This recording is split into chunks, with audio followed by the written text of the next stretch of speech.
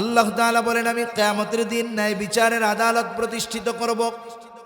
দুনিয়ার আদালত, দুনিয়ার বিচারালয়ে ন্যায় বিচার পাওয়া কঠিন, কিন্তু আল্লাহ তাআলা বলেন আমার আদালতে কারো উপরে অবিচার করা হবে না। ফালা তুযলামু নাফসুন শাইআ, কারো প্রতি সামান্য অবিচার করা হবে না, জুলুম করা হবে না। আল্লাহ তাআলা বলেন, ওয়া ইন কানা মিসকালা হাববাতিন মিন খারদালিন আতাইনা বিহা, কেউ যদি দুনিয়ায় সরিষা দানা পরিমাণ কোনো আমল করে থাকে, আল্লাহ তাআলা বলেন আতাইনা বিহা, ওই আমল সহকারে আমি তাকে হাজির করব। শুধু হাজির করব তা নয়, ওই আমল করনেওয়ালার হিসাবও আমি আল্লাহ গ্রহণ করব। এত মানুষের হিসাব আল্লাহ তাআলা কিভাবে নেবেন? আল্লাহ বলেন চিন্তার কারণ নাই, কাফা বিনা হাসিবিন, হিসাব নেওয়ার জন্য আমি আল্লাহই যথেষ্ট।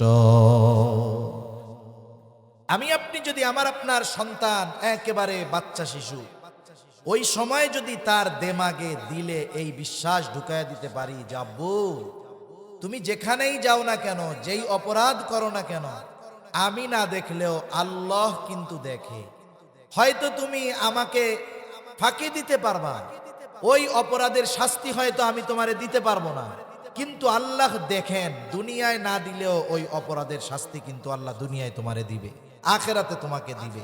এখন বলেন তো, এই বিশ্বাস যদি বাচ্চার ভিতরে ঢুকে যায় একেবারে শৈশবে, যে আমি যেই কাজ করি না কেন সব অবস্থায় আমাকে দেখেন কে, বলেন তো, এই বিশ্বাস যদি তার মধ্যে দৃঢ়ভাবে গেঁথে যায়, তাহলে পৃথিবীর যেখানেই যাক না কেন পাপ করার আগে চিন্তা করবে দেখতেছে কে। আল্লাহ তাআলা কেন দেখে? বলে ইন্নাল্লাহা লাতীফুন খাবীর, তিনি সব খবর রাখেন, তিনি সূক্ষ্মদর্শী, সূক্ষ্ম থেকে সূক্ষ্মাতীত খবর তার জানা আছে। এই জন্য পৃথিবীর কোনো কর্ম তার থেকে লুকানোর কোনো সুযোগ নাই। আলহামদুলিল্লাহ, আলহামদুলিল্লাহিল্লাযী হাদানা লিল ইসলাম, আল্লাযী নাযালাল কুরআন হুদাল লিন-নাসি ওয়া বায়িনাতিন মিনাল হুদা ওয়াল ফুরকান,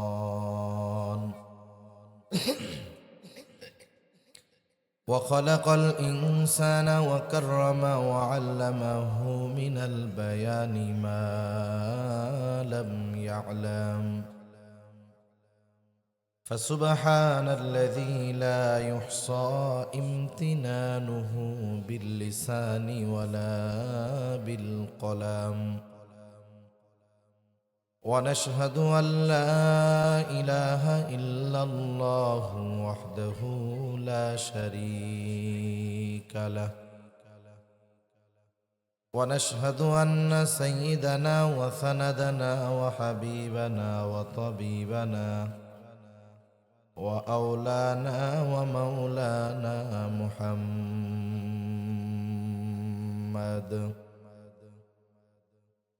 صلى الله تعالى عليه وعلى آله وأصحابه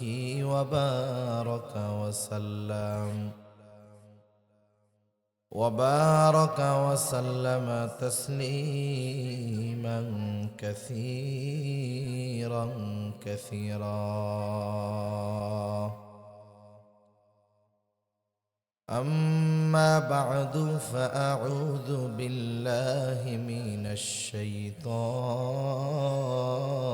الرجيم.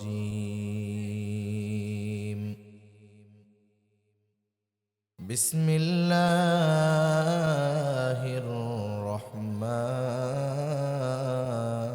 الرحيم. وإذ قال لقمان لابنه وهو يعظه يا بني لا تشرك بالله إن الشرك لظلم عظيم.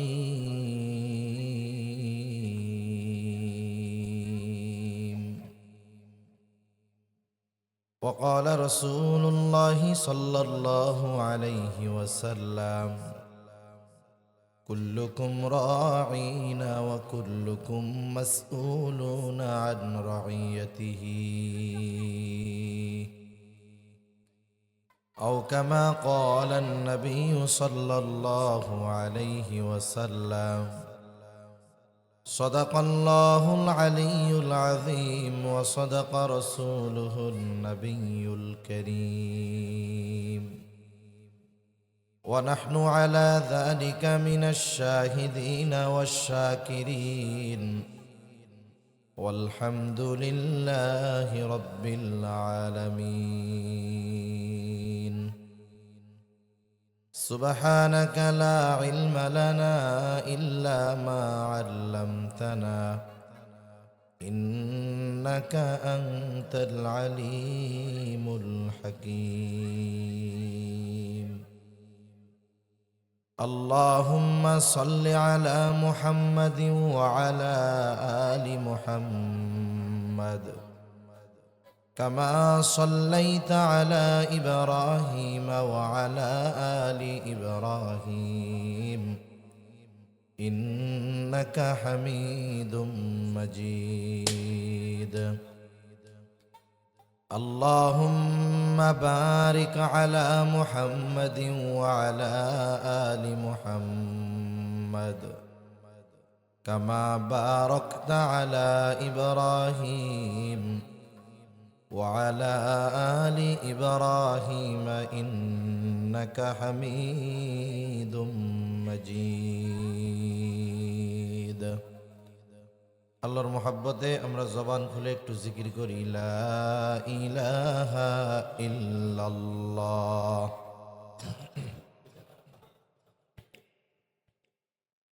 লা ইলাহা ইল্লাল্লাহ লা ইলাহা ইল্লাল্লাহ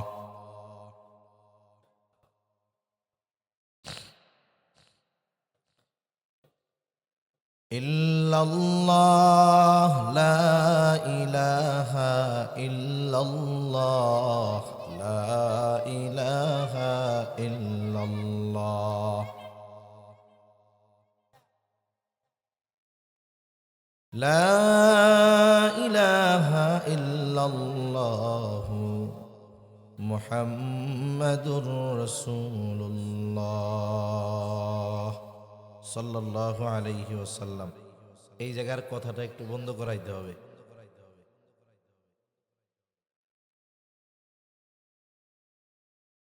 আলহামদুলিল্লাহ, ঐতিহ্যবাহী মুন্সিগঞ্জ জেলার অন্তর্গত সিরাজদিখান থানাধীন রাজানগর নয়ানগর কাসিমুল উলুম মাদ্রাসা লিল্লা বোর্ডিং ও ইয়াতিমখানা এর উদ্যোগে আয়োজিত ৩০তম বার্ষিক ওয়াজ মাহফিলের সম্মানিত শ্রদ্ধেয় সভাপতি মুজাহিদে মিল্লাত মাহবুবুল উলামা আল্লামা আব্দুল হামিদ সাহেব পীর সাহেব মধুপুর,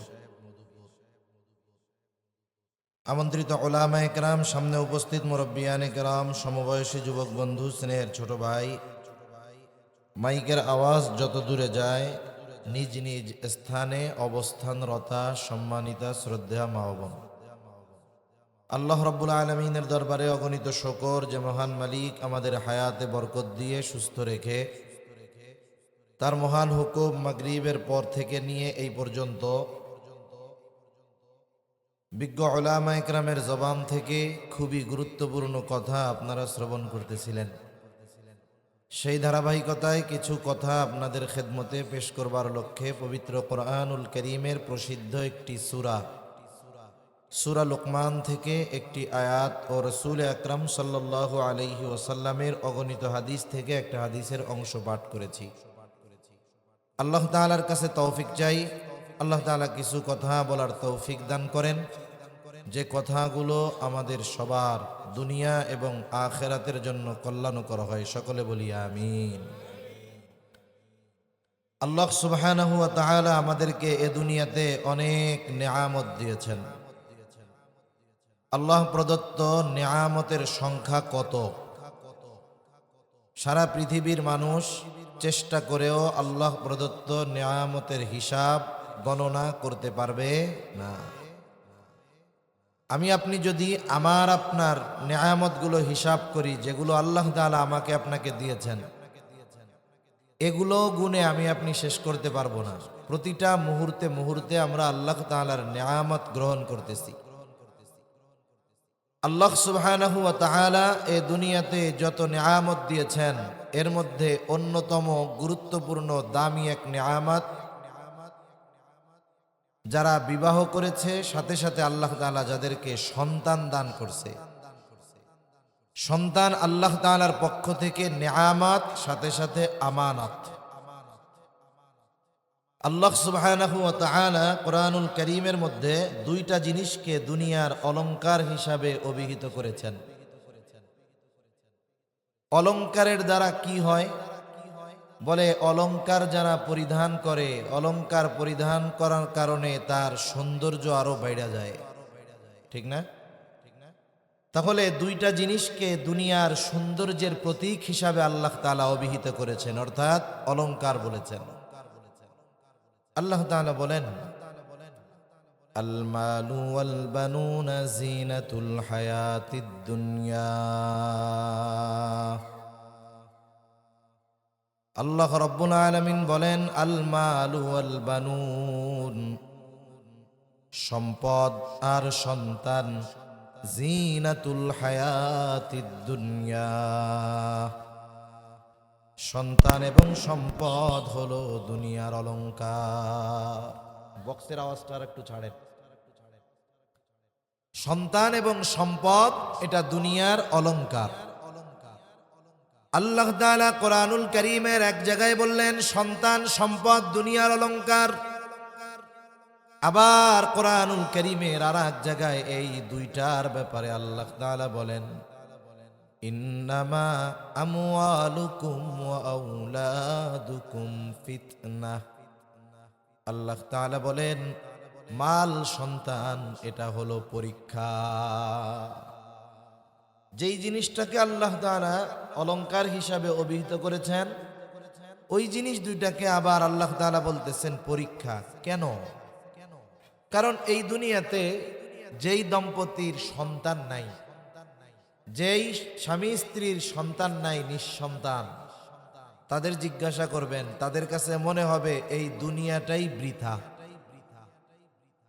আবার যার একেবারে মাল নাই, নিঃস্ব, তাকে জিজ্ঞাসা করবেন, তার মনে হবে যে আমি এই দুনিয়াতে বেঁচে থাকাটাই বোঝা, আমার কোনো সম্পদ নাই। এই জন্য দুনিয়ায় সন্তানেরও দরকার, সম্পদেরও দরকার। আল্লাহ তাআলা অনেক সময় এই দুই নিয়ামত অনেককে দিয়ে পরীক্ষা করেন, না দিয়েও আল্লাহ তাআলা পরীক্ষা করেন। আবার আল্লাহ তাআলা দেখতে চায় সন্তান নামক নিয়ামত পেয়ে আমি আল্লাহকে ভুলে যায় কিনা। সন্তান নামক এই নিয়ামত পেয়ে আমি আল্লাহর সাথে নাফরমানি করে কিনা। সন্তানের মায়ায় সন্তানকে ভালোবাসতে গিয়ে আমি আল্লাহ তাআলার ভালোবাসা থেকে দূরে সরে যায় কিনা। সম্পদ দিয়া দেখি, মাল পেয়ে আমি আল্লাহ তাআলাকে ভুলে যায় কিনা। এই জন্য এই দুইটা যেমন আল্লাহ তাআলার পক্ষ থেকে নিয়ামত, আবার এই দুইটা জিনিস আল্লাহ তাআলার পক্ষ থেকে আমাদের জন্য পরীক্ষা। এজন্য ইসলাম এই দুইটা জিনিসের যথাযথ ব্যবহারের পদ্ধতি আমাদের শিক্ষা দিয়েছেন। এই দুই নেয়ামত যিনি পেয়েছেন, এই নেয়ামতগুলো দিয়ে দুনিয়ায় উনি কি করবেন, কি করলে এই নেয়ামত তার দুনিয়া আখিরাতের কাজে আসবে, আর কি না করলে এই দুই নেয়ামত তার জন্য পরীক্ষায় পরিণত হবে, হয়তো আখিরাতে, দুনিয়ায় আখিরাতে তার ক্ষতির কারণ হয়ে দাঁড়াবে। এজন্য এই সন্তান দামি এক নেয়ামত। আমাদের উচিত আমাদের সন্তানগুলোকে সম্পদে পরিণত করা, সম্পদ। আর পৃথিবীর অনেক মানুষ চিন্তা করে আল্লাহ তাআলা সন্তান দিছে কেন? চিন্তা করে কোনো মতো লেখাপড়া শিখাইয়া যদি বিদেশে পাঠাইয়া দিতে পারি, অথবা কোনো ব্যবসা ধরাইয়া দিতে পারি, অথবা যদি কোনো চাকরি কোনো মতে দিয়া দিতে পারি, আমি যখন বুড়া হব ও ইনকাম করবে আর আমি বৈশা বৈশা খামো, আমার কোনো টেনশন নাই। আল্লাহ তাআলা কি এই জন্যই শুধু সন্তান দিছে নাকি? সন্তান দেয় নাই এই জন্য। আসল ব্যাপার হলো অনেকে সন্তানকে মোটামুটি একটা এটিএম বুথ মনে করে। এটিএম বুথ চিনেন তো? এরকম একটা বাক্সর মধ্যে থাকে মতো, এর মধ্যে কি থাকে কোন তো? টাকা থাকে। কার্ড পাঞ্চ করে পিনকোড দেয়, পরিমাণ লেখে, টাকা যদি থাকে পটপট করে বাইরে হয়ে আসে। কি সুন্দর একটা আওয়াজ হয়, তাই না? টাকা বের হওয়ার সময়। যাক, এই আওয়াজটা কিন্তু টাকা গোনার আওয়াজ না, এটা একটা মিউজিক দেওয়া আছে, মানে একটা সাউন্ড এক্সট্রা ভাবে দেওয়া, যাতে এই আওয়াজটা শুইনা বারবার শুনতে মন চায়। আর আমি আপনি জানি ব্যাংকে খালি টাকা রাখি, এর লেগে দিছি। ওইটা টাকা গোনার আওয়াজ না, ওইটা আলাদা একটা মাইক্রোফোন দিয়ে ওই আওয়াজটা রেকর্ডিং করা আছে। টাকা আসার আগে আপনারে আমারে শোনায় যে দেখেন এই যে কত সুন্দর করে গুনতেছি পটপট করে। তো অনেকে মনে করে সন্তান হলো এই এটিএম বুথ, বুড়াকালে যখনই টাকা দরকার পাঞ্চ করব আর টাকা বেরোয় চলে আসবে। এই চিন্তা করে যারা সন্তান গড়ে তুলতেছে এরা বড্ড ভুলের মধ্যে আছে। হয়তো দুনিয়ায় কিছু এটিএম বুথের কাজ হইতে পারে, কিন্তু আখেরাতে ধরা পড়ে যেতে হবে। এজন্য সন্তানকে মূলত এমন সম্পদে পরিণত করা দরকার, যেই সম্পদ আমার দুনিয়া এবং আখেরাত উভয় জাহানে কাজে লাগবে। ঠিক কিনা বলেন? ওইটা দুনিয়ায়ও কাজে লাগতে হবে, আখেরাতেও কাজে লাগতে হবে। দুনিয়ার অনেক মানুষ আছে সন্তানদেরকে জাগতিক শিক্ষায় উচ্চ শিক্ষিত করেছে। অনেকে তো গর্বের সাথে এমন কথা বলে যে আমার জীবনের সর্বস্ব ত্যাগ করে আমি আমার সন্তানদেরকে ইঞ্জিনিয়ার বানিয়েছি, উকিল বানিয়েছি, বড় জজ আমার ছেলে বিদেশে প্রতিষ্ঠিত হয়ে গেছে। এইরকম ভাবে অনেকে সন্তানের ক্ষেত্রে খুব প্রশংসা করে। আবার জীবনের শেষ সময় দেখা যায় কি হয়, নিজের সব সম্পদ ব্যয় করে যেই সন্তানটাকে জাগতিক লাইনে উচ্চ শিক্ষিত করে তুলেছিলেন, ওই সন্তানটার ঢাকায় 5 তলা 10 তলা বাড়ি আছে। আফসোস, যেই লোক সব সম্পদ ব্যয় করে সন্তানকে সম্পদ উপার্জনের রাস্তা চিনিয়ে দিলেন, পড়ন্ত হায়াতে এসে ওই সন্তানের 10 তলা বিল্ডিং এর গাছতলায়ও জায়গা হয় না। ঠিক কিনা বলেন? এজন্য সন্তানদেরকে আমাদের গড়ে তুলতে হবে যথাযথ নিয়ম নীতির মাধ্যমে। এজন্য সন্তানদের আমরা কিভাবে গড়ে তুলতে পারি, মানুষ কিভাবে করে তুলতে পারি, সম্পদ কিভাবে বানাতে পারি, এই চেষ্টা আমাদের করতে হবে। মনে করেন আপনি আমি যদি আপনার সন্তানকে দিনদার মুত্তাকি পরহেজগার হিসাবে গড়ে তুলতে পারি, মনে করেন ওরে উচ্চ শিক্ষিত বানাতে পারলাম না, কিন্তু ও বাস্তবে মুসলিম হয়েছে, মানুষ হয়েছে, মানুষ। এখন কি হবে? ও যদি রিক্সাও চালায়, দেখবেন বুড়াকালে ওর মা বাবাকে সে বোঝা মনে করবে না, বরং রিক্সা চালিয়ে রক্তকে পানি বানিয়ে হলেও মা বাবার সন্তুষ্টি অর্জনের চেষ্টা সে করবে। ঠিক কিনা কন? এজন্য সন্তানদের আমরা সম্পদে পরিণত করব। কিসে? জোরে বলেন না। সম্পদে। সম্পদে পরিণত করব আমরা। এখন কোন কাজগুলো করলে সন্তান সম্পদে পরিণত হবে, এই কথাগুলো বলার ইচ্ছা পোষণ করেছি। এই নিয়তেই সূরা লোকমান থেকে একটা আয়াত যদিও তিলাওয়াত করেছি, তবে সামনের কয়েকটা আয়াতকে সামনে রেখেও আল্লাহ তাআলা যদি চায় আমি আপনাদের সাথে কিছু মুযাকারা করব, আলোচনা করব ইনশাআল্লাহ। আল্লাহ তৌফিক দান করেন, সকলে বলি আমিন। যেই সূরা থেকে তিলাওয়াত করেছি সূরার নাম হলো সূরা লোকমান। হযরত লোকমান তার সন্তানদেরকে কিছু উপদেশ দিয়েছেন, প্যারেন্টিং করেছেন, সন্তানদেরকে কিছু নির্দেশনা দিয়েছেন। এই নির্দেশনাগুলো আল্লাহ তাআলার কাছে খুব পছন্দ হয়েছে। আল্লাহ তাআলা যদি চাইতেন হযরত লোকমানের নাম উল্লেখ না করে শুধু তার বলা নসিহতগুলোকে কোরআনে উল্লেখ করতে পারতেন, কিন্তু আল্লাহ তাআলা শুধু হযরত লোকমানের সন্তানদের করা উপদেশগুলোর কথাই বলেছেন এমন নয়, বরং ওনার নামটা উল্লেখ করেছেন স্বতন্ত্রভাবে। ওনার নামে একটা সূরাও নাজিল হয়েছে, সুবহানাল্লাহ। সূরার নাম সূরা লোকমান। কেন?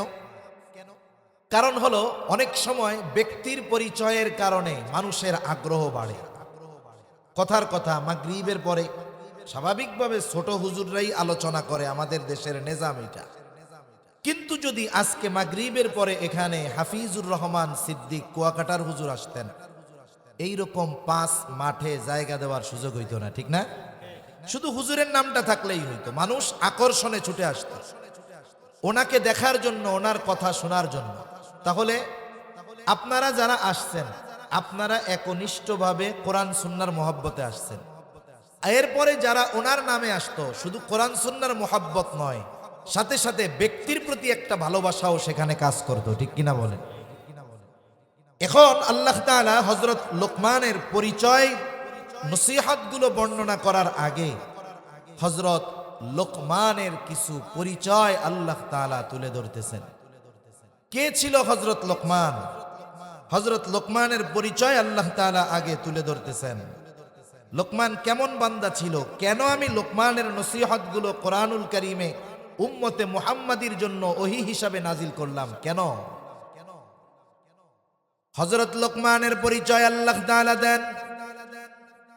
হযরত লোকমান তাফসীরের মধ্যে এসেছে যে তিনি নবী ছিলেন না, তবে একজন প্রজ্ঞাবান ব্যক্তি ছিলেন। তার জ্ঞান প্রজ্ঞা এটা গোটা দুনিয়াময় ওই সময়ে সুখ্যাতি অর্জন করেছিল। আজকে তো মাইকিং করে, লাইটিং করে, প্যান্ডেলিং করে, বসার জায়গা করে, মাইক দিয়ে লোকজনকে মাহফিলে আনা যায় না। কিন্তু ওই জামানায় দৈনিক হাজার হাজার মানুষ পৃথিবীর বিভিন্ন প্রান্ত থেকে হযরত লোকমানের বাড়ি আসতো হযরত লোকমানের ওয়াজ শোনার জন্য। মিডিয়া নাই, কিন্তু আল্লাহ তাআলা তার সুখ্যাতি ওই সময় পৃথিবীর আনাচে কানাচে পৌঁছায়া দিছিলেন। এই আল্লাহর বান্দা নবী ছিলেন না। তাফসীরের মধ্যে আসছে হযরত লোকমানকে দুটো জিনিস থেকে একটা জিনিস গ্রহণ করার জন্য বলা হয়েছে। একটা হলো নবুয়াত আর একটা হলো হিকমত। হযরত লোকমানকে বলা হলো আপনি যদি চান নবুয়াতের জিম্মাদারি নিতে পারেন, চাইলে হিকমতকে গ্রহণ করতে পারেন। মনে রাখতে হবে প্রত্যেকটা নবী পরিপূর্ণ হিকমতওয়ালা। হযরত লোকমান নবুয়াতের মতো মর্যাদাপূর্ণ বিষয় গ্রহণ করার সুযোগ থাকার পরেও তিনি হিকমতকে গ্রহণ করলেন। ওনাকে প্রশ্ন করা হলো, লোকমান, নবুয়াতের মতো এত মর্যাদাপূর্ণ বিষয় গ্রহণ করার সুযোগ থাকবার পরেও কেন আপনি হিকমতকে গ্রহণ করেছেন? জবাবে তিনি বললেন, আল্লাহ তাআলা যদি আমাকে নিজের থেকে নবুয়াত দিতে চাইতেন তাহলে আমাকে বেছে নেওয়ার সুযোগ দিতেন না, সরাসরি আমাকে নবুয়াত দান করতেন। আর যদি সরাসরি নবুয়াত আমাকে দান করতেন, ওই নবুয়াতের জিম্মাদারি পালনের জন্য যত ব্যবস্থাপনা গ্রহণ করা দরকার, যত প্রয়োজনীয় ব্যবস্থা দরকার, সব কিছু যিনি গ্রহণ করতেন তিনি কে? সব ব্যবস্থা গ্রহণ করতেন আল্লাহ তাআলা, আমার টেনশন থাকতো না। কারণ হলো দায়িত্ব দেওয়া আর দায়িত্ব নেওয়া এক বিষয় নয়। যদি আমি নবুয়াতকে গ্রহণ করতাম তাহলে দায়িত্ব নেওয়া হতো, আর যদি আল্লাহ তাআলা নিজের থেকে দিতেন তাহলে দায়িত্ব দেওয়া হতো। মনে করেন গুরুত্বপূর্ণ একটা দায়িত্ব এখানে নিতে হবে। আমি যদি সবার সামনে গলা উঁচু করে কই আমারে দায়িত্বটা দেন, নিজের থেকে চেয়ে নিলাম, এইবার দায়িত্ব নেওয়ার পরে যদি দায়িত্ব পালনে ব্যর্থ হই, আপনারা সবাই একসাথে মাইক লাগায়া বলবেন, হুজুর আপনার কাম হইল ওয়াজ করা, নামাজ পড়ানো, আপনারে দায়িত্ব নিতে কে কইছে কে? ঠিক না? আর যদি আপনারা সবাই মিলে আমারে কোনো দায়িত্ব চাপায়া দিতেন, আমি নিতে চাই না, চাপাই দিছেন। যদি ওই দায়িত্ব পালনে আমি যদি ব্যর্থ হইতাম, আপনারা কিছু বলার আগে বড় গলায় আমি বলতাম দায়িত্ব দিছেন কেন? ঠিক কিনা গণ?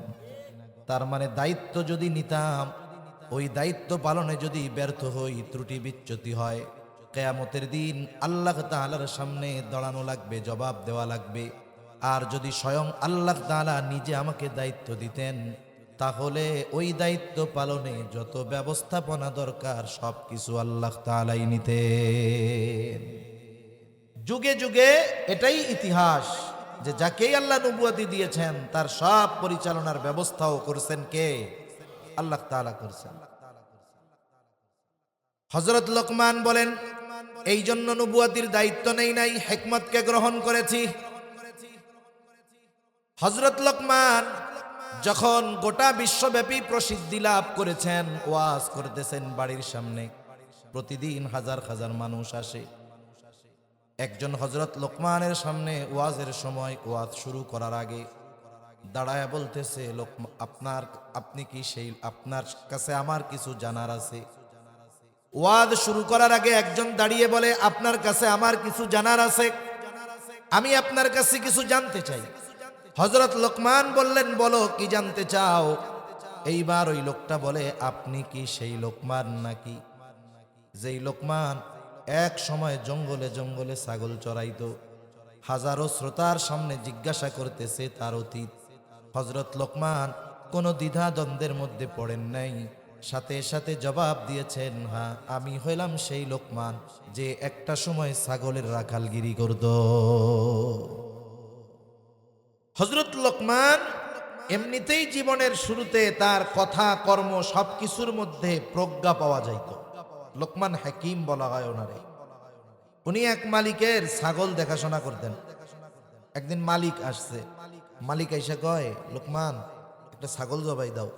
ছাগল জবাই দিয়ে ছাগলের সবচাইতে উৎকৃষ্ট অংশ আমার কাছে হাজির করবা। হযরত লোকমান একটা ছাগল জবাই করলেন।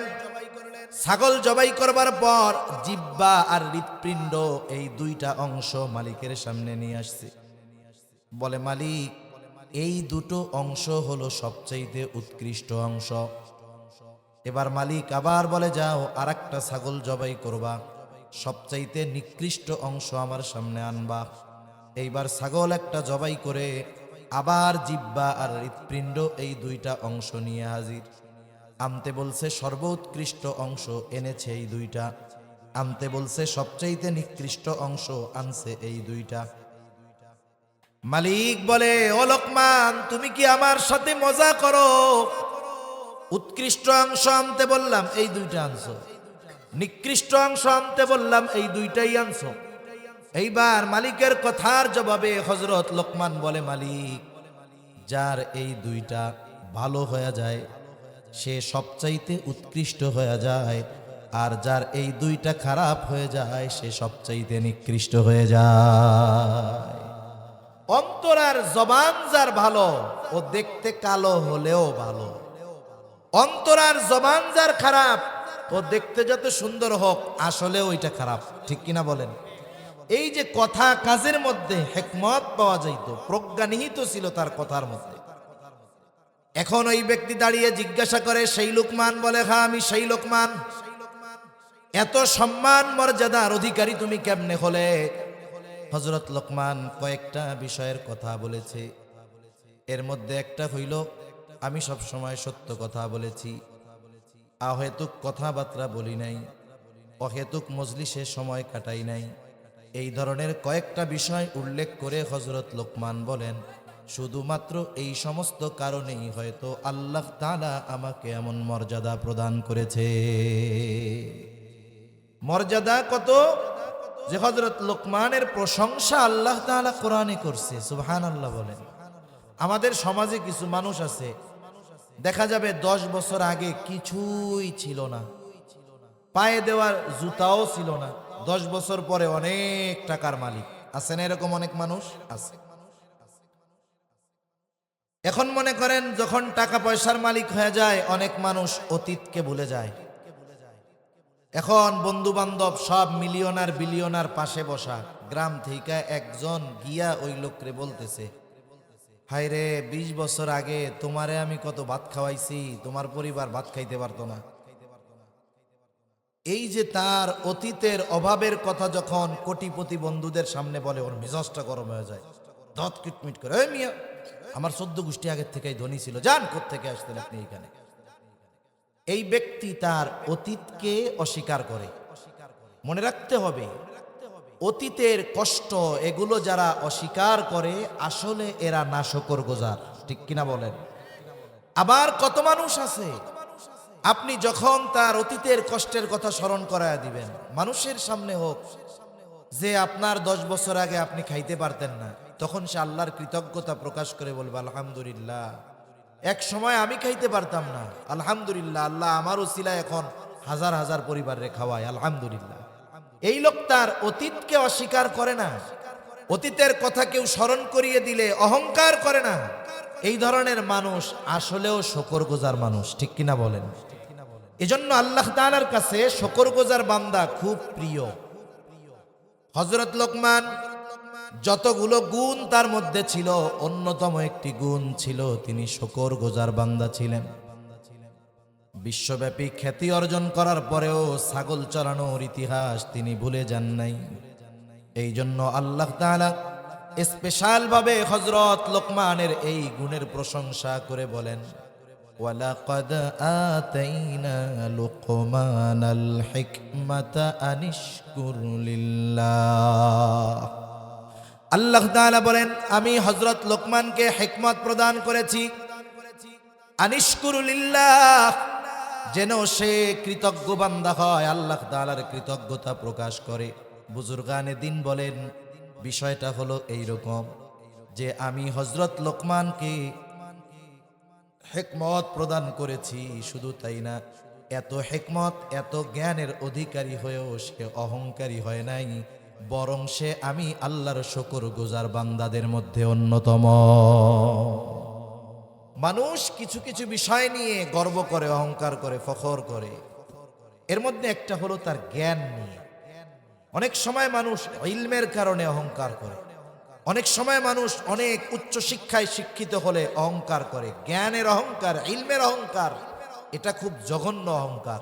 কিন্তু হযরত লোকমান এত জ্ঞানের অধিকারী হয়েও অহংকারী ছিলেন না, বরং আল্লাহ তাআলা জানিয়ে দেন সে আমার শুকরগুজার বান্দা ছিল। সুবহানাল্লাহ। এখন আমরাও দুনিয়াতে অনেক নেয়ামত ভোগ করি, আমরা যদি আল্লাহ তাআলার শুকরগুজার বান্দা হই, কৃতজ্ঞতা প্রকাশ করি, তাহলে আমাদের লাভ নাই, লাভ হইল আল্লাহ তাআলার, নাকি? এই জন্য আল্লাহ তাআলা আমাদের জানিয়ে দেন, ওয়ামান ইয়াশকুর ফাইন্নামা ইয়াশকুরু লিনাফসিহি, যে আল্লাহ তাআলার শুকর করে, কৃতজ্ঞতা প্রকাশ করে, এইটা লাভ তার হয়, সে এটা নিজের জন্যই করে। কারণ নেয়ামত পাওয়ার পর নেয়ামত পেয়ে অহংকারী না হয়ে যদি কেউ শুকরগুজার হয়, তার জন্য নেয়ামতকে আরো বহু গুণে বাড়িয়ে দেন কে? এই জন্য আল্লাহ রাব্বুল আলামিন কোরআনুল কারীমের মধ্যে বলেন, লাইন শাকারতুম লাযীদান্নাকুম ওয়া লাইন কাফারতুম ইন্না আযাবী লাশাদীদ। আল্লাহ তাআলা বলেন, লাইন শাকারতুম লাযীদান্নাকুম, তোমরা যদি নেয়ামতের কৃতজ্ঞতা প্রকাশ করো, আল্লাহ তাআলা বলেন লাযীদান্নাকুম, আমি অবশ্যই অবশ্যই তোমাদের জন্য নেয়ামত আরো বাড়ায়া দিব। সুবহানাল্লাহ। আবার যদি তোমরা নেয়ামতের নাশুকরি করো, বুজুর্গানে দিন বলেন, যখন কোন বান্দা কোন নেয়ামত পাবার পর নেয়ামতের নাশুকরি করে, আল্লাহ তাআলা এই দুনিয়াতে তার ওই নেয়ামতকে ছিনায় নেয়। তাহলে নাশুকরগুজার যারা, দুনিয়ায় প্রথম শাস্তি হইল আল্লাহ তাআলা নেয়ামত ছিনায় নেয়, সাথে সাথে পরকালে কি আছে আল্লাহ তাআলা বলেন, ওয়ালা ইন কাফারতুম ইন্না আযাবী লাশাদীদ। আর যারা কুফরি করে, আর যারা নাশকরি করে, আল্লাহ তাআলা জানিয়ে দেন যে আমার আযাব বড় কঠিন। তার মানে নাশকরগুজার যারা, তাদের জন্য আল্লাহ তাআলা শাস্তি প্রস্তুত করে রেখেছে। এজন্য আমরা শুকরগুজার বান্দা হব। কি বান্দা হব জোরে বলেন? আমরা শুকরগুজার বান্দা হব, যে অবস্থায় থাকি আলহামদুলিল্লাহ, সব সময় যে অবস্থায় থাকি কি বলবো? আলহামদুলিল্লাহ। তাহলে কি হবে? আল্লাহ তাআলা আরো খুশি হবে। তাহলে যে কথার থেকে গেলাম, যে হযরত লোকমানের অন্যতম পরিচয় আল্লাহ তাআলা দিলেন। পরিচয়টা কি?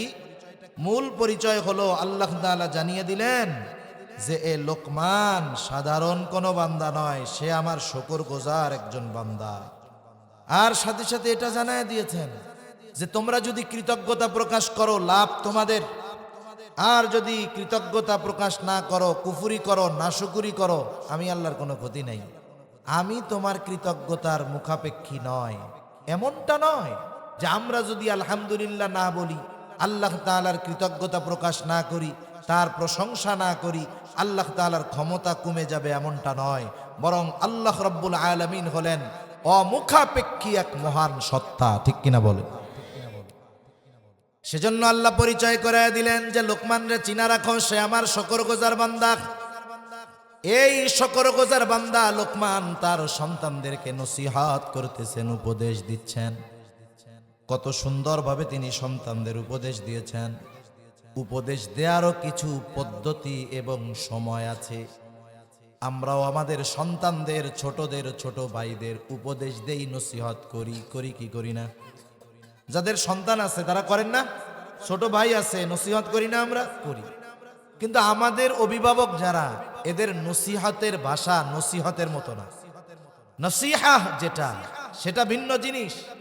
নসিহাহ শুধু জবানের শক্ত কথার দ্বারা করতে হয় না, হৃদয় থেকে কথা এনে খুব সতর্কতার সাথে ওই কথাকে হৃদয় পর্যন্ত পৌঁছায়া দিতে হয়। কিন্তু আমাদের নসিহতের ভাষা নরম না, কঠোর, কঠিন। আর বলে কোন সময়? মনে করেন ছেলেটা উল্টাপাল্টা বন্ধুদের সাথে মিলতেছে, এখন তারে একটু নসিহত করার দরকার, উপদেশ দেওয়া দরকার। দেয় কোন সময়? এখন ছেলে আর বাপ তো মুখোমুখি হয় না সহজে। এখন ছেলেটা বাসায় আসছে, বাপ পাশের রুমে বসা। ছেলের ওই কাতলা মাছের মাথা খুব পছন্দ, মাছ রান্না করছে মা। মা এবার খাবার ঘরে বইসা মাথা তুইলা দিচ্ছে আর বলতেছে আব্বা খাও খাও। ওই পাশ দিয়া বাপ শুনছে যে ছেলেটা ওই অপরাধ করে বেড়ায়, একটু রাগ আছে, আর মা আদর কইরা খাওয়াইতেছে। এবার ওই পাশ থেকে বলে খাও খাও, বাপের হোটেলে খাইতেছো তো খাও, কতদিন খাইবা, খায়ালাও খায়ালাও। বাপের তো কোনো মূল্য নাই, শুধুমাত্র ওই পোলাপানগুলোকে আড্ডা দিয়া জীবন শেষ করে দাও, বাপ মরলে বুঝবা মজা করে কয়। এই যে নসিহতের ভাষা। এখন তার দিল হইছে শক্ত, ওরে যদি আপনি শক্ত বল মারেন, রিটার্ন করবে কি করবে না? তাহলে আমাদের দেশের অভিভাবকরা সন্তানদের উপদেশ দেয় এক নম্বরে খাওয়ার সময়, 2 নম্বর মাস শেষে ওর স্কুলের বেতন, প্রাইভেটের বেতন দরকার, আসছে আব্বা টাকা দেন। হ্যাঁ হ্যাঁ নেও নেও, লেখাপড়ার নামে তো ঠন ঠন, টোটো কোম্পানির ম্যানেজার, কয়দিন পরে মালিক হয়ে যাইবা, নেও নেও নেও। এই এটা কি কোনো নসিহত হইল? একটু সিস্টেম পরিবর্তন করলে, নসিহত করলে সিস্টেম পরিবর্তন করে ওর মধ্যে পরিবর্তন আসবে। কথার কথা, আপনার ছেলে তরুণ যুবক কিছু খারাপ বন্ধুদের সাথে মিলে, এখন আপনি যদি এই ধরনের কথা বলার পরে ওদের বলেন ওদের সাথে মিললে টাকা পয়সা দিব না, খাওয়ান দাওয়ান বন্ধ, দেখবেন কাজ তো হবেই না। আগে মিশা খাইতো বিড়ি সিগারেট, কয়দিন পরে খাওয়া শুরু করবে গাঁজা। কথা ভুল বললাম নাকি? এটাই বাস্তব।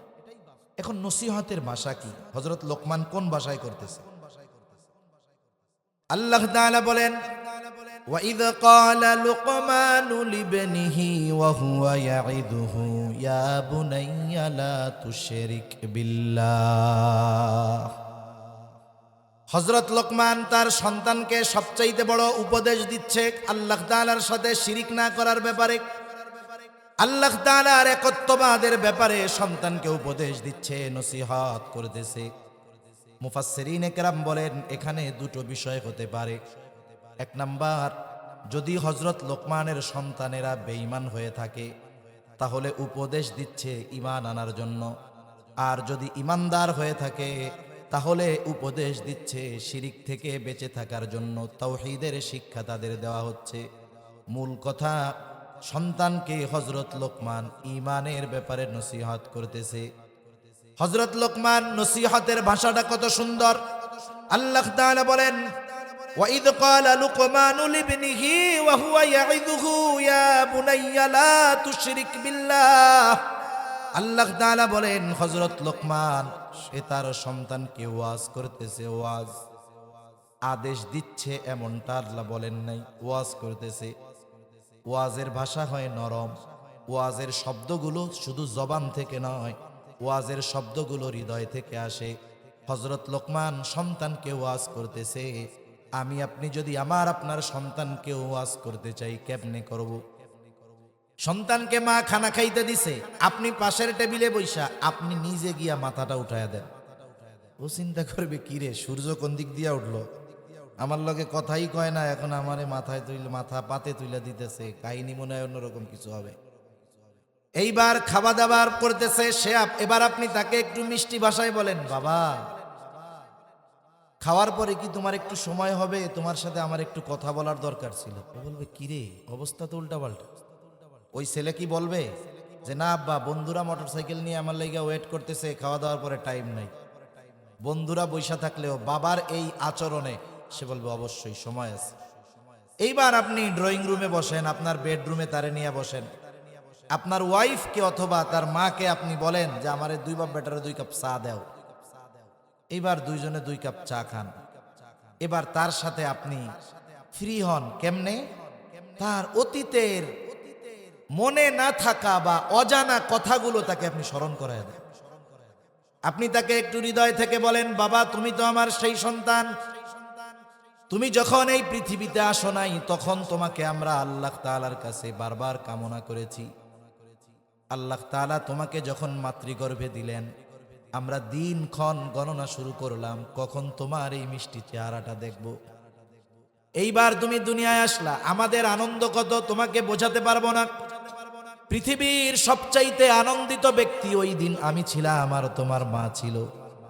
তোমাকে ঘিরে ছিল আমাদের স্বপ্ন, সব আশা। সন্তান, আমি চাই তুমি একজন আদর্শ মানুষে পরিণত হও। একটা সময় তুমি নিজ হাতে খাইতে পারতা না, আমরা তোমারে খাওয়ায়া দিতাম। প্রস্রাব পায়খানা করতে পারতা না, আমরা করায়া দিতাম, পরিষ্কার করে দিতাম। আজকে তুমি বড় হয়েছ, কিন্তু তোমার ব্যাপারে আমাদের আশা স্বপ্নগুলো ধ্বংস হয়ে যায় নাই। আমরা চাই তুমি একজন নেককার ক্ষুধাভীরু ভালো মানুষে পরিণত হও। তবে তুমি যাদের সাথে মিশতেছো, যাদের সঙ্গ গ্রহণ করতেছো, সন্তান আমার তো বড় ভয় হয় হয়তো আমাদের আশাগুলো নিমেষেই ধূলিসাৎ হয়ে যাবে। এখন কোন আপনি এইভাবে যদি 5টা মিনিট তার জন্য ব্যয় করেন, বলেন তো কাজ হবে না? হবে না। আর যদি ধমক দিয়ে এখন দেখবেন যে ওই যে উল্টা অ্যাকশন রিয়াকশন কাজ করবে। নসিহতের ভাষা এরকম হইতে হয়। হযরত লোকমান সন্তানকে ওয়াজ করতেছে, ওয়াজ আসে দিল থেকে, আর ওয়াজ করতেছে কি বইলা? ইয়া বুনাইয়া, হে আমার সন্তান। নাম ধরে উল্লেখ করে নাই। অনেক সময় মানুষ নাম বলার চাইতে তার পদ ধরে বা তার উপাধি ধরে ডাকলে খুশি বেশি হয়, ঠিক কিনা বলেন? সন্তান, এটা লোকমান আলাইহিস সালামের সন্তান। উনি বলেন নাই যে নাম ধরে, বলছে ও আমার সন্তান। হযরত লোকমান হৃদয় থেকে ডাক দিয়ে বলতেছে, ও আমার বৎস, আমার সন্তান, ও আমার কলিজার টুকরা সন্তান, লা তুশরিক বিল্লাহ, আল্লাহ তাআলার সাথে তুমি শিরিক কইরো না। ঈমানের শিক্ষা দিচ্ছে হযরত লোকমান তার সন্তানকে। কেন শিরিক করবা না? ইন্নাশ শিরকা লাযুলমুন আযীম, শিরক হলো মহা জুলুম, মহা অন্যায়। আর আল্লাহ তাআলাও জানায় দেন, একটা মানুষ নামাজ পড়তে পারে নাই, রোজা রাখতে পারে নাই, হজ করতে পারে নাই, যাকাত দিতে পারে নাই, আল্লাহর হক নষ্ট করেছে, কিন্তু সে শিরিক করে নাই। আল্লাহ তাআলা যদি চায় তার সব গুনাহগুলো মাফ করে তাকে জান্নাত দিয়ে দিতে পারেন কি পারেন না?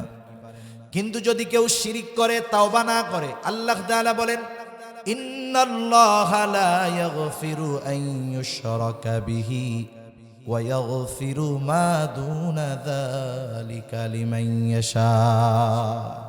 শিরিক ব্যতীত অন্যান্য যত অন্যায় আছে আল্লাহ তাআলা চাইলে মাফ করে দিবেন, কিন্তু শিরিক করলে আল্লাহ মাফ করবেন না। শিরককে আল্লাহ তাআলা বলেছেন শুধু জুলুম নয়, মহা জুলুম। জুলুম আর মহা জুলুমের পার্থক্যটা কি? বলে জুলুম হলো সবল কর্তৃক দুর্বলের উপরে অবিচার করা। একজন প্রভাবশালী শক্তিশালী ব্যক্তি যদি তার চাইতে দুর্বল কারো ব্যাপারে অন্যায় করে, অবিচার করে, এটা হলো জুলুম। আর মহা জুলুম কোনটা? বলে দুর্বল কর্তৃক সবলের উপরে অবিচার করা, এটা হলো মহা জুলুম। এখন দেখেন, আমরা আল্লাহ তাআলার তুলনায় আমাদের শক্তি কম্পেয়ার করারও সুযোগ নাই, কিছুই না, আমরা কিছুই না। আমরা যদি শিরিক করি তাহলে জুলুম করা হয় কার সাথে? আর এই কাজটা কি হয়? দুর্বল কর্তৃক সবলের ব্যাপারে অবিচার করা হয়, এটা হয় মহা জুলুম। এজন্য আল্লাহ তাআলা শিরককে মহা জুলুম বলে অভিহিত করেছেন। এজন্য সকল ধরনের শিরকি কর্মকাণ্ড থেকে আমাদের বাঁচতে তো হবেই, সাথে সাথে আমাদের সন্তানদেরকেও এই শিক্ষা দিতে হবে, তাওহীদের শিক্ষা, আল্লাহর একত্ববাদের শিক্ষা, ঠিক কিনা? আল্লাহ তাআলা এই কথা বলার পর আলাদাভাবে দুনিয়ার সন্তানদের ব্যাপারে একটা গুরুত্বপূর্ণ নসিহত করেছেন। মুফাসসিরিনে কেরাম বলেন এখানে উদ্দেশ্যটা কি? বলে হযরত লোকমান তার সন্তানদেরকে আল্লাহ তাআলার পরিচয় শিক্ষা দিচ্ছে, যিনি এমন এক মহান সত্তা, তার সাথে কারো শরীক করা যাবে না। এখানে হিকমতটা কি? কেমন যেন আল্লাহ তাআলাও বলতেছেন দুনিয়ার যেই অভিভাবকেরা, পিতারা, মাতারা সন্তানদেরকে আমি আল্লাহর পরিচয় শিক্ষা দিবে, ওই সন্তানদের প্রতি আমি আল্লাহ নির্দেশ দিয়ে দিলাম, এই দুনিয়ার সন্তান, তোমরা তোমাদের ওই পিতামাতার সাথেও কখনো খারাপ আচরণ করতে পারবা না। সুবহান। এজন্য বার্ধক্যকালে যদি কেউ সন্তানের কাছে ভালো ব্যবহার আশা করে, জাগতিক শিক্ষায় উচ্চ শিক্ষিত করলে হবে না, বরং তাকে আল্লাহর সাথে পরিচয় করায়া দিতে হবে, ঠিক কিনা বলেন? ওই কথাগুলো যদি সময় হয় পরে বলবো, আমি আগে হযরত লোকমানের নসিহতগুলো আপনাদের সামনে একটু বইলা নেই। তাহলে এক নাম্বার, আল্লাহ রাব্বুল আলামিন জানিয়ে দিলেন হযরত লোকমান তার সন্তানকে ঈমানের শিক্ষা দিচ্ছে। সামগ্রিকভাবে কথাটাকে ধরেন, ঈমানের শিক্ষা দিচ্ছে, আল্লাহর পরিচয় শিক্ষা দিচ্ছে। এরপরে হযরত লোকমান সন্তানকে দ্বিতীয় উপদেশ দিচ্ছেন, যেটা সন্তানের ব্যাপারে তিনি বলতেছেন, ইয়া বুনাইয়া ইন্নাহা ইন তাকু মিসকালা হাববাতিন মিন খারদালিন ফাতাকুন ফি সখরাতিন আও ফিস। কেমন আমল কেমন স্থানে? বলে একটা বড় পাথর, ওই পাথরের দরজাও নাই, জানালাও নাই, ঢোকারও ব্যবস্থা নাই, বের হওয়ারও ব্যবস্থা নাই। বলেন তো এমন জায়গায় কারো যাওয়ার সামর্থ্য আছে? কারো আছে সামর্থ্য যাওয়ার? এই অসম্ভব জায়গায়ও যদি কেউ পৌঁছায়া যাইতে পারে, ওই জায়গায় গিয়েও যদি কেউ সরিষা দানা পরিমাণ আমল করে, ওই আমলটা কেউ কিয়ামতের দিন হাজির করবেন কে? জোরে বলেন না কে? আল্লাহ।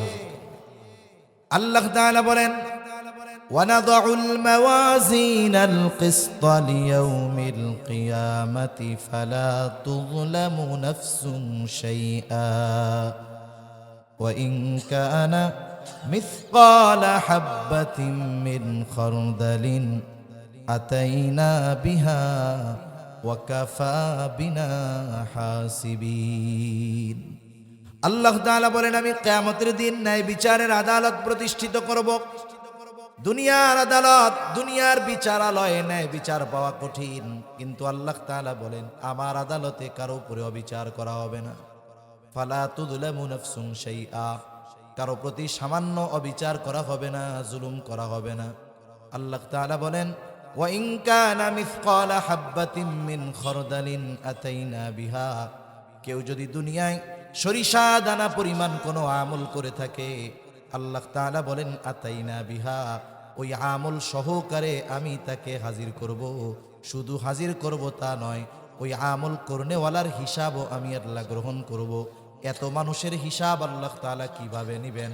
আল্লাহ বলেন চিন্তার কারণ নাই, কাফা বিনা হাসিবিন, হিসাব নেওয়ার জন্য আমি আল্লাহই যথেষ্ট। আমি আপনি যদি আমার আপনার সন্তান একেবারে বাচ্চা শিশু, ওই সময় যদি তার দেমাগে দিলে এই বিশ্বাস ঢুকায়া দিতে পারি যে আব্বু তুমি যেখানেই যাও না কেন, যেই অপরাধ করো না কেন, আমি না দেখলেও আল্লাহ কিন্তু দেখে। হয়তো তুমি আমাকে ফাঁকি দিতে পারবা, ওই অপরাধের শাস্তি হয়তো আমি তোমারে দিতে পারবো না, কিন্তু আল্লাহ দেখেন, দুনিয়ায় না দিলেও ওই অপরাধের শাস্তি কিন্তু আল্লাহ দুনিয়ায় তোমারে দিবে, আখিরাতে তোমাকে দিবে। এখন বলেন তো, এই বিশ্বাস যদি বাচ্চার ভিতরে ঢুকে যায় একেবারে শৈশবে, যে আমি যেই কাজ করি না কেন সব অবস্থায় আমাকে দেখেন কে, বলেন তো এই বিশ্বাস যদি তার মধ্যে দৃঢ়ভাবে গেঁথে যায়, তাহলে পৃথিবীর যেখানেই যাক না কেন পাপ করার আগে চিন্তা করবে দেখতেছে কে। আল্লাহ তাআলা কেন দেখে? বলে ইন্নাল্লাহা লাতীফুন খাবীর, তিনি সব খবর রাখেন, তিনি সূক্ষ্মদর্শী, সূক্ষ্ম থেকে সূক্ষ্মাতীত খবর তার জানা আছে। এই জন্য পৃথিবীর কোনো কর্ম তার থেকে লুকানোর কোনো সুযোগ নাই, এমন ক্ষমতাধর মালিক। এই বিশ্বাস যখন বাচ্চার ভেতরে ঢুকে যাবে, আশা করা যায় তার দ্বারা পাপাচার অনাচার হবে না, বরং সে আল্লাহ তাআলার প্রতি এই বিশ্বাস নিয়েই সে বড় হয়ে উঠবে। 3 নম্বর বিষয়,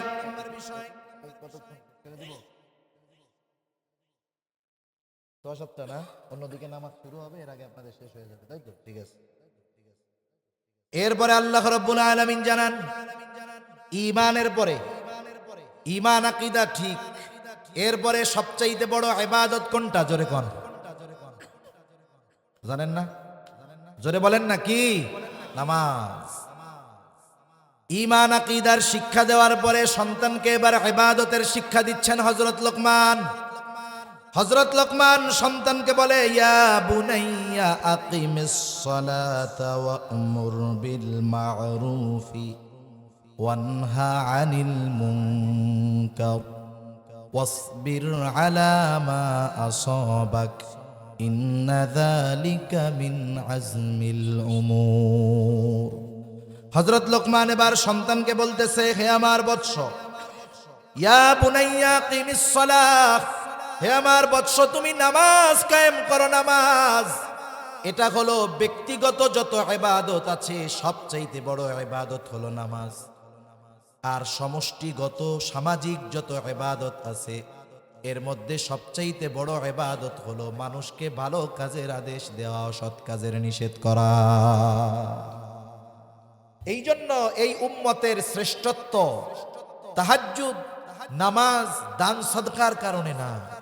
এই উম্মতের মূলত শ্রেষ্ঠত্ব কেন? আল্লাহ তাআলা বলেন, কুনতুম খায়রা উম্মাতিন উখরিজাত লিন-নাসি তা'মুরুনা বিল মা'রুফি ওয়া তানহাউনা আনিল মুনকার ওয়া তু'মিনুনা বিল্লাহ।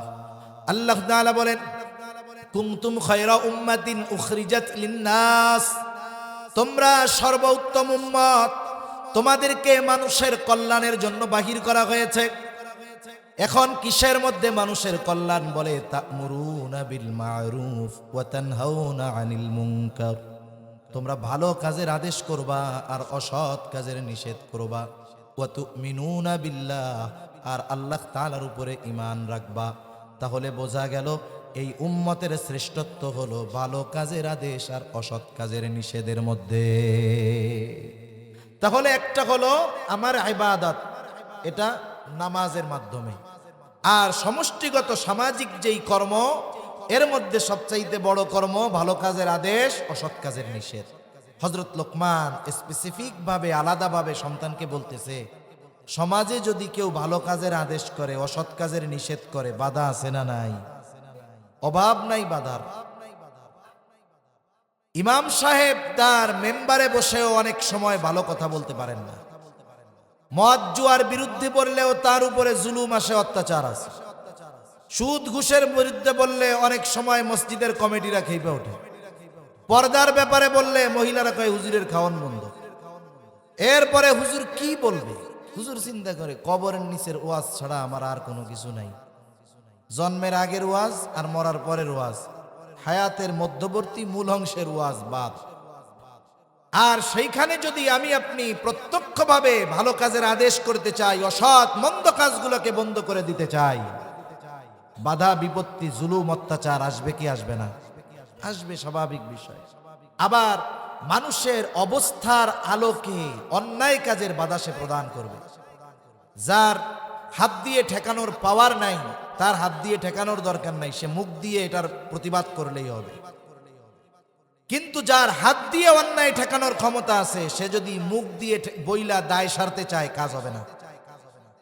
অবশ্যই তাকে হাত দিয়ে এটাকে প্রতিহত করতে হবে। তাহলে ভালো কাজের আদেশ, অসৎ কাজের নিষেধ করতে গেলে বাধা আসবে, বিপত্তি আসবে। এই জন্য বাধা, বিপদ, মুসিবত যখন আসবে বলতেছে, সন্তান তখন তুমি সবর কইরো, ওয়াসবির আলা মা আসাবাক। এটা করতে গিয়ে যদি মুসিবত চলে আসে, তুমি সবর করবা। ভালো কাজের আদেশ, অসৎ কাজের নিষেধ এটা সাধারণ ব্যাপার নয়। ইন্না যালিকা মিন আজমিল উমুর। এটা বহু বড় এক ধরনের কাজ, বিশাল এক ব্যাপার। এজন্য মুসিবত আসতে পারে, যদি চলেই আসে তাহলে ধৈর্য ধারণ করবা, সবর করবা। তাহলে হযরত লোকমান ১ নাম্বার সন্তানকে কি শিক্ষা দিয়েছেন? ঈমানের শিক্ষা। ২ নাম্বার আকীদা তথা আল্লাহ তাআলার ক্ষমতার ব্যাপারে শিক্ষা। ৩ নাম্বার ইবাদতের শিক্ষা দিয়েছেন। ৪ নাম্বার আরেকটা শিক্ষা হযরত লোকমান সন্তানকে দিয়েছেন, সেটা কি? সামাজিকতার শিক্ষা দিয়েছেন। এই সমাজে মানুষ যখন বসবাস করে, মানুষের সাথে মানুষের চলাফেরার জন্য কিছু করণীয় বর্জনীয় আছে না নাই? আছে। এদিকে খেয়াল করি একটু। কষ্ট হইতেছে নাকি আপনাদের? এই শেষ করে দেব এখন। সামাজিকতার শিক্ষা দিয়েছে, তার মানে মানুষের সাথে আচার আচরণ চালচলন কেমন হবে, এই শিক্ষাও হযরত লোকমান সন্তানকে দিছে। প্রত্যেকটা শিক্ষার মৌলিক বিষয়টাকে হযরত লোকমান উল্লেখ করছেন, বাকিগুলো এর মধ্যে অন্তর্ভুক্ত আছে। মানুষের সাথে আচরণ কেমনে হবে?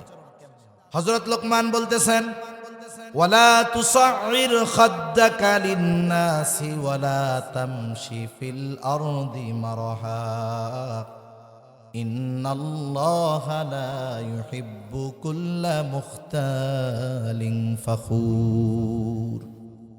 হযরত লোকমান এবার বলতেছে, ওয়ালা তুসাইর খাদ্দাকা লিন্নাস, মানুষের থেকে মুখ ঘুরায়া কথা বলবা না, মানুষের দিক থেকে মুখ ফিরায়া নিবা না। তার মানে কি? অনেক সময় দেখবেন আমার কাছে একজন শিল্পপতি আসছে কথা বলার জন্য, কোটি কোটি টাকার মালিক। আমি নিজে সুন্দর মতো তার কাছে গিয়া কানটারে মুখের কাছে লাগাইয়া দিয়া কই, ভাই যত মন চাই কন। আবার যখন আমার আপনার কাছে একজন দরিদ্র গরিব মানুষ আছে, কই তাড়াতাড়ি কন, তাড়াতাড়ি কন। এরকম করে না? মুখ বিরক্তি ভাব দেখায় না? মানুষের সাথে এমন আচরণ করা যাবে না। নবীজির কাছে যারাই আসতেন, নবীজির কাছে আসার পর সে যেই হোক না কেন, নবীজি সমগুরুত্ব সহকারে উভয় শ্রেণীর মানুষের কথা শুনতেন। তার মানে হলো মানুষের সাথে অহংকার করে কথা বলবা না, মুখ ফিরায়া মুখ ঘুরায়া কথা বলবা না। আবার হযরত লোকমান বলতেছেন, ওয়ালা তামশি ফিল আরদি মারহা, জমিনের ভিতরে দম্ভ ভরে তুমি চলাচল করবা না, চলার মধ্যে বিনয় থাকতে হবে। নবীজি হাঁটার পদ্ধতি আমাদের শিক্ষা দিয়েছেন।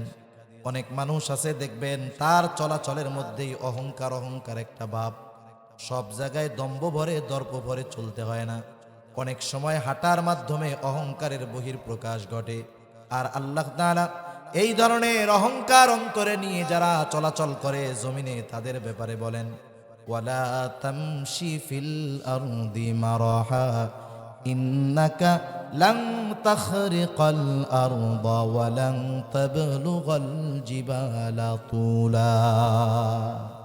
আরে তুমি এই জোরে জোরে পা ফালাইয়া মাটিকে বিদীর্ণ করে ফেলতে পারবা না, বুক ফুলাইয়া মাথা উঁচা করো, উচ্চতায় কখনো তুমি পাহাড় সম হতে পারবা না। এজন্য চলার মধ্যেও বিনয় থাকতে হবে। এই শিক্ষা আমরা আমাদের সন্তানদের দিব। এরপরে হযরত লোকমান জানায় দেন, ইন্নাল্লাহা লা ইউহিব্বু কুল্লা মুখতালিন ফখুর। আল্লাহ তাআলা ফখুর আর মুখতাল কাউকে আল্লাহ তাআলা ভালোবাসেন না। এখন ফখুর কাকে বলে, মুখতাল কাকে বলে? মুখতাল কে আর ফখুর কে? আগে আসেন আমরা জানি অহংকার কেমন একটা রোগ। আসমান জমিনে সংগঠিত প্রথম পাপ হইল অহংকার আর হিংসা। আল্লাহ তাআলা যখন আদম আলাইহিস সালামকে সেজদা করার নির্দেশ দিয়েছে, ফেরেশতারা সবাই সেজদা দিয়েছে, ইবলিসও আছে, বলে ফাসাজাদু ইল্লা ইবলিস। ইবলিস ছাড়া সকলে সেজদা দিয়েছে। আবা ওয়াস্তাকবারা, সে তো আদেশ অমান্য করছে, সাথে সাথে নিজের বড় মনে করছে, আরেকজনকে ছোট মনে করছে। বলে আল্লাহ তাআলা বলে, সেজদা দিলি না কেন? কোন জিনিসে তোকে আমার আদেশ পালনে বাধা প্রদান করলো? ক্বালা মা মানাআকা আন তাসজুদা লিমা আমারতুক, কোন জিনিসে তোমাকে আমার নির্দেশ পালনে বাধা দিছে? তাই ক্বালা আনা খায়রুম মিন, আমি ওর চাইতে ভালো। কেন ভালো? বলে খলাকতানি মিন নার ওয়া খলাকতাহু মিন তিন, আপনি আমাকে বানিয়েছেন আগুন দিয়ে, তাকে বানিয়েছেন মাটি দিয়ে। আগুনের চাইতে, মাটির চাইতে আগুনের পাওয়ার বেশি। আগুন শুধু উপরের দিকেই উঠে আর মাটি শুধু নিচের দিকে নামে। আরে আমার মৌলিক বস্তু হলো আগুন, আমি উপরের দিকেই না উঠবো, মাথা নিচা কইরা কেন ওরে সেজদা করবো?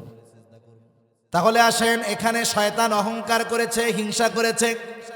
আর আমার আপনার নবী জানিয়ে দেন, লা ইয়াদখুলুল জান্নাতা মান কানা ফি কলবিহি মিসকালা হাববাতিন মিন কিবর।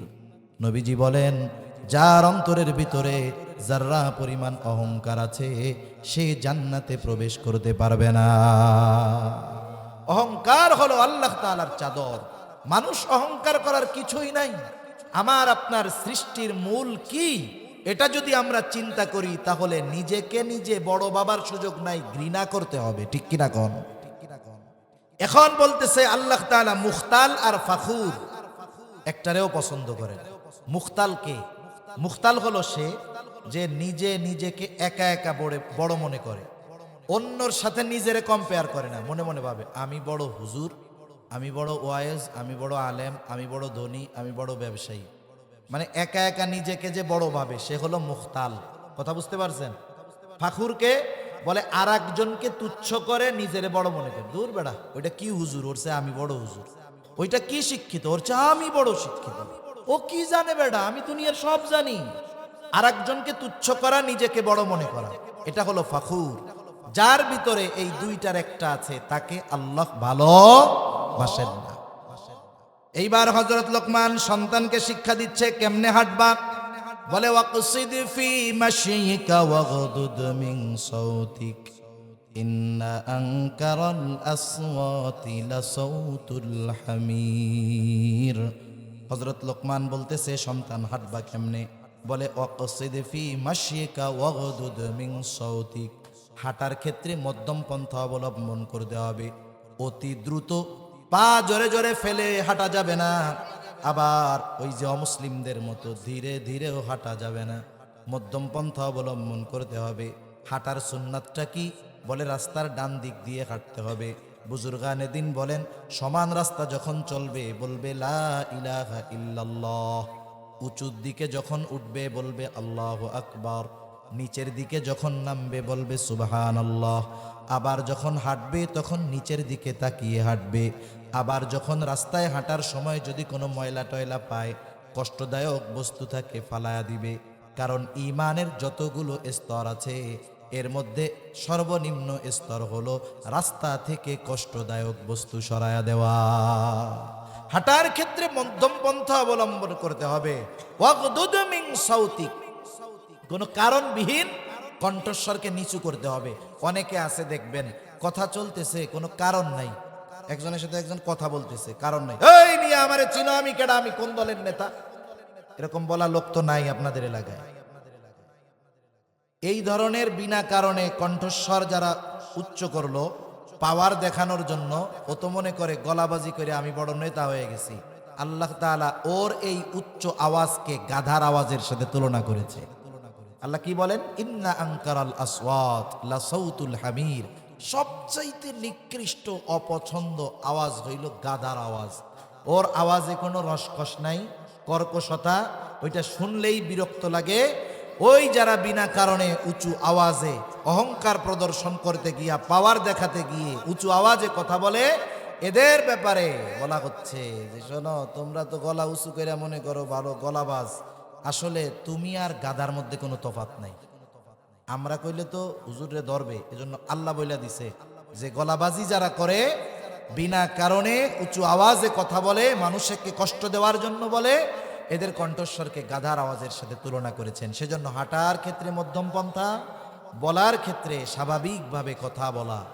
এই যে চারটি ধরনের কথা, ঈমানের শিক্ষা, 2 নাম্বার আকীদা বা কুদরত ক্ষমতার শিক্ষা, 3 নাম্বার ইবাদতের শিক্ষা, 4 নাম্বার সামাজিকতার শিক্ষা। এই শিক্ষাগুলোর আলোকে যদি আমরা আমাদের সন্তানদের গড়ে তুলি, সন্তান এটিএম বুথ হবে না, বরং প্রকৃত মানুষ হবে, দিনদার হবে, দুনিয়া আখেরাতে কল্যাণকর হবে, দুনিয়ার অলংকার হিসাবে পরিগণিত হবে, আখেরাত এবং দুনিয়ায় পিতা মাতার সম্মানের কারণ হবে। আল্লাহ সুবহানাহু ওয়া তাআলা আমাদের সবাইকে কথাগুলো বুঝবার তৌফিক দান করেন, আমিন। ওয়া আখিরু দাওয়ানা আনিল হামদুলিল্লাহি রাব্বিল